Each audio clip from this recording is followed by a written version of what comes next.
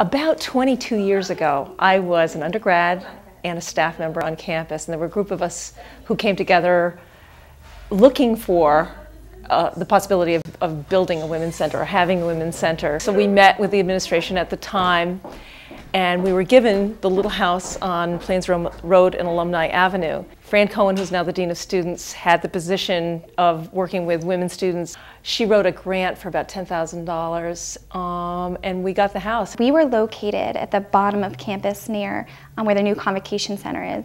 We opened in 1982. In a very old, run-down building. It was falling down. We were poorly located. We didn't have a lot of walk-ins. We weren't very visible. But we always looked for another home. You know, most of our programs couldn't be done there because it was such a small building. So this is 20 years later.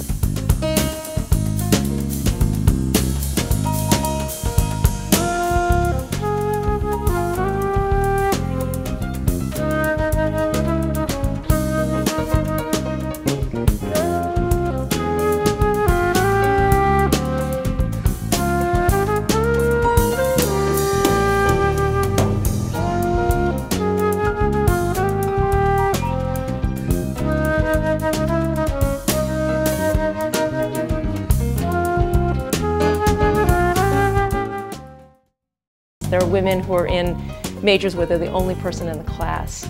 And I said, why don't we do something for non-traditional students? And all of a sudden, you know, she said, yeah, that's great. So we started talking about that. IEP House had already happened, which is the International Engineering Program.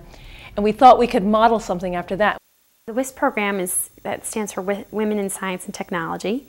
We have, basically the goal of the WISP program is to provide women that are in non-traditional fields with a supportive learning environment where they're around other women, because most of these women aren't around women throughout the day. So when they come back here, they can help each other study, they can help each other grow, and ultimately we try and keep them in these fields. So retention is a big component with WISP.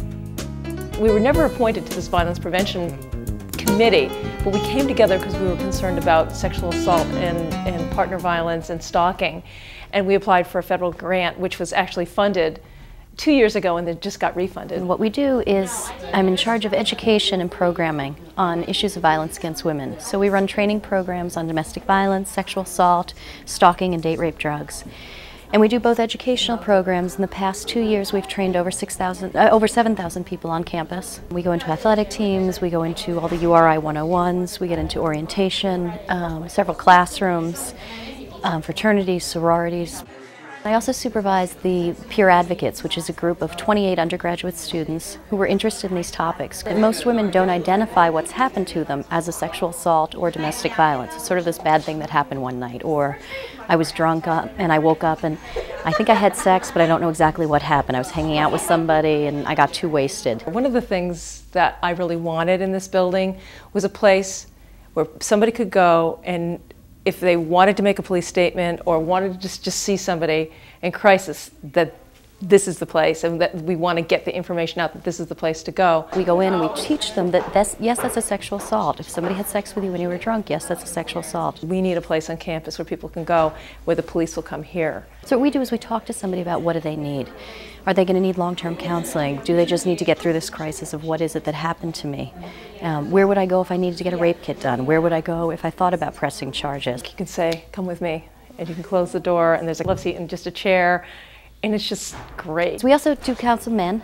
We have male victims of these crimes as well. Our numbers have been increasing every semester. A lot of it is because we know that the more education you get out there, the more people come forward. So even though it looks like there are more sexual assaults on campus, there aren't. It's that we just know people are talking about it more. There were things that were missing that I wanted to do. I wanted programs and support services for women of color. The Rose Butler Brown program is a program for women of color at the University of Rhode Island. It's a leadership and mentoring program, and we operate that in conjunction with student leadership and personnel in student leadership. It began years ago as when a group of Latina women were talking about their need for support to be retained, to stay at the university. They were a few among a small group of people. The logical leap was made that if Latina women needed that kind of support, then all women of color needed that kind of support. Be you Black American, Hispanic American, Latina, Asian American, Asian, Native American, that all these people, all these women who found themselves in a minority based mainly on their race and in some cases on class, all of them needed that kind of support. Well, it helped me because I met a lot of other women of color and who are seniors now, and they helped me because they know a lot of things that I didn't know, and they helped me do a lot of things on campus and where things are located at that I can find, and just getting involved with a lot of different things that you don't know about when you come in as a freshman. Feel like you're a part of the university. Students living and learning together is a good way to retain them. It's a good model to follow educationally because it's another dimension of people being in a learning community. They were just looking for a place that they didn't have to worry about distractions, that everybody was sort of there for the same common goal versus living with, you know, somebody who's in a major that might not be as academically challenging. You have to have a minimum of 2.5 GPA within your major to live here. And the WIST program is self-governing. There's a house council that kind of decides and acts as a representative for the rest of the house, and that consists of 5 members.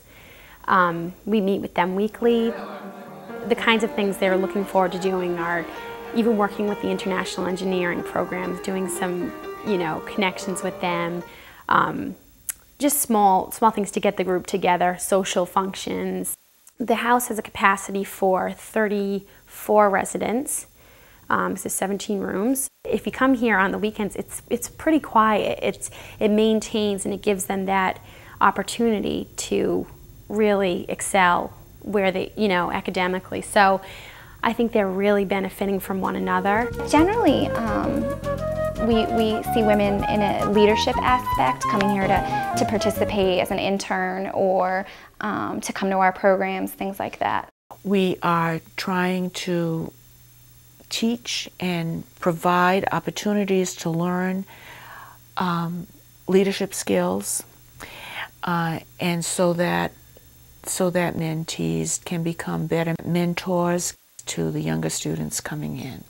The younger students, you know, get an opportunity to interact on an occasional, weekly at least basis with an upperclassman who has succeeded, who is doing well, who continues to be a college student. We have each other's numbers. We're supposed to meet outside of the class time and go with our mentor and do some activity, whether like I take my mentee to a basketball game, and we go to the gym together on Wednesdays. Last year, my mentor, we would go to like the movies together and anything, like she would always call and check up on me, see if I need anything, how my classes were going, if I needed tutors or if I wanted to study with her, or just always checking up on me, making sure things were okay. And I could call her for anything. We had each other's email, knew like each other's schedule basically, so if anything ever occurred, I knew where she was at to find her. It's a little time consuming, but it's worth it, it's fun. And as well as being a mentee and as a mentor, you meet more people. You meet the people who are up and coming when you're not going to be there, and seeing what they can do when you leave, so it's good. I like it.